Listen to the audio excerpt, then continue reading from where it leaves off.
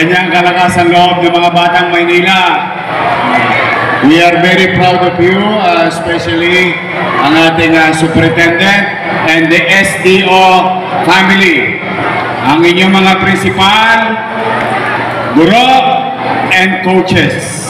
And especially, of course, your teachers and parents.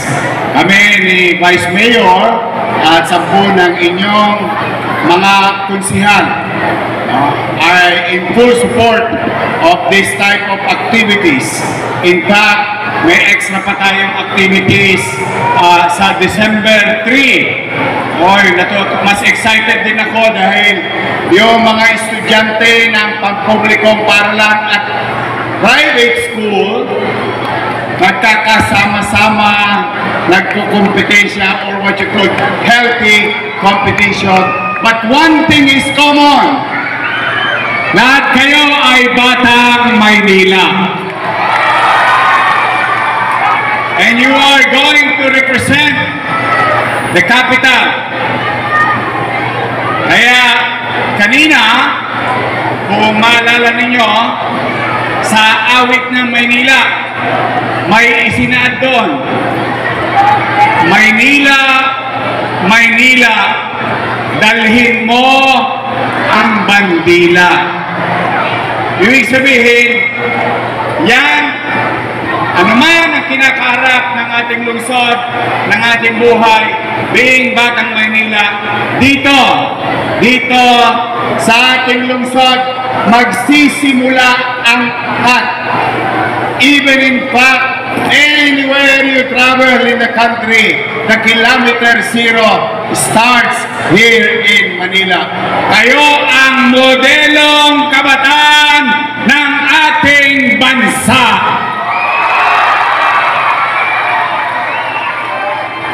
Kaya sana galingan yung lahat. I'm proud of you, I'm proud of Batang Maynila dahil meron akong isi-share sa inyo. Recently, leapfrog or exponentially, we grew sa ating mga atleta sa lungsod. 2 weeks ago, sumali tayo sa Batang Pinoy. Ginawa sa Mindanao. Last year, ang Maynila nagpadala ng delegado. Ang 2024 medal achievement natin ay 1. Sad to say, 2024, isa lang ang gold medal na naiuwi natin pabalik sa ating syudad. But last week, 2025, with the new leadership of our department, Dave Evangelista and the team of the city government, we've sent again mga batang Maynila na atleta from 84th place. Remember, from 84th place ang Maynila noong 2024 from 1 gold medal in 2024. This year, ang mga batang Maynila ay nagkamit ng 40 plus gold medal sa ating palaro sa bansa. From 84th place, we are now number 3 in the Philippines. In a short period of time, ibig sabihin, mga batang Maynila, continue to inspire your teammates, to the coaches, continue to guide our athlete. Dahil nakikita ko,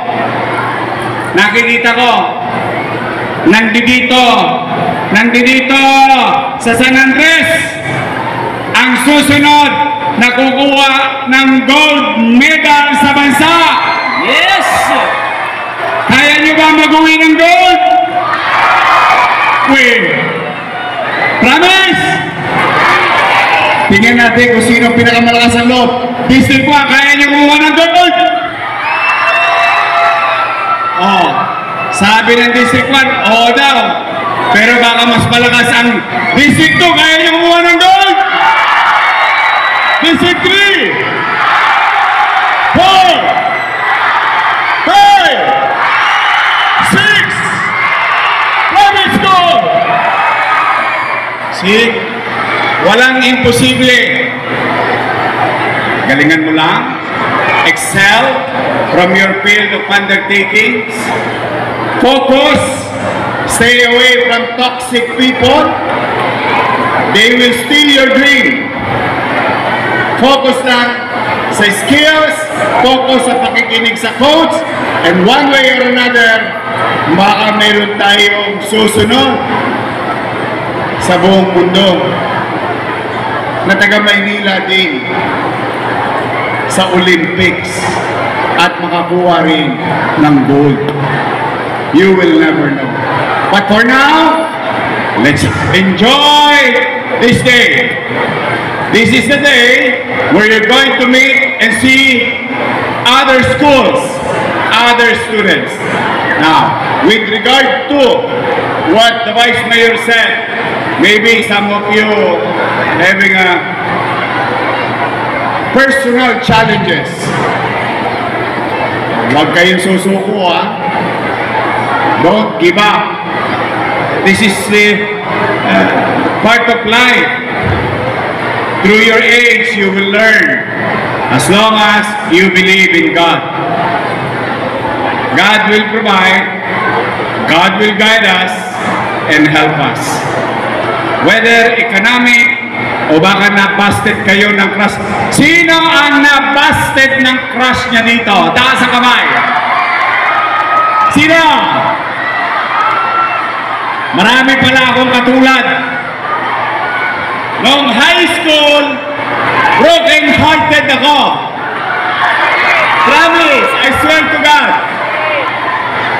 4 na beses ako na-busted.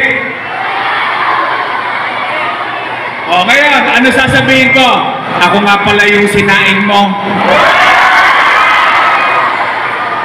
See, that's why this loneliness, so-called loneliness and emotional challenges will lilipas yan. And someday, somehow, you're gonna laugh at it. Mapagtatawanan mo na lang ang sarili mo. Nung araw, kailangan kong bumili ng wela.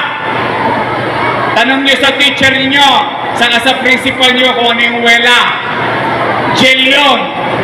May 50 centavos sa shade. Ang baon ko lang piso.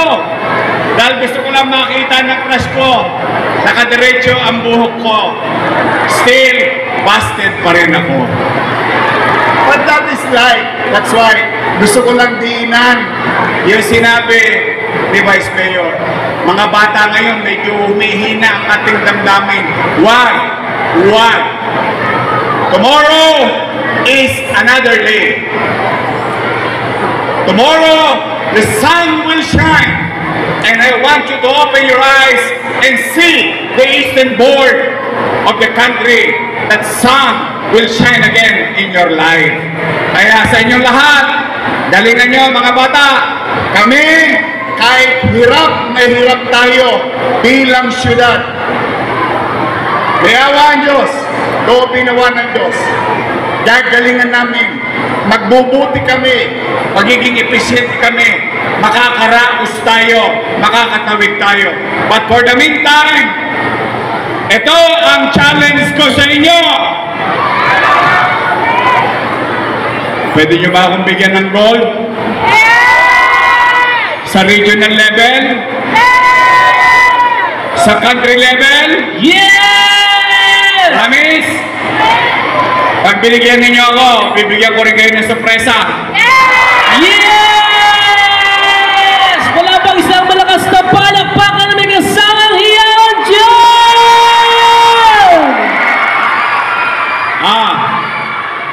Promise here.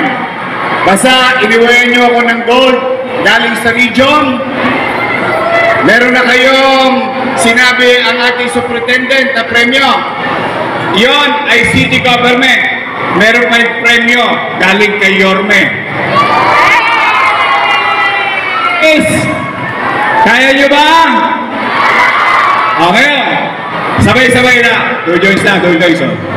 Go Joyce! Go Joyce! Go Joyce! Go Joyce! Go Joyce! Go Joyce! Go Joyce! Mga bata, chill-chill lang ha. Sabay-sabay. Outfit check. Easy lang tayo. Muli, congratulations in advance to our principals, to our teachers, coaches. I wish you all the best and I hope that God will continue to guide each and every one of you. Maraming salamat. Palarong Maynila 2025. Manila!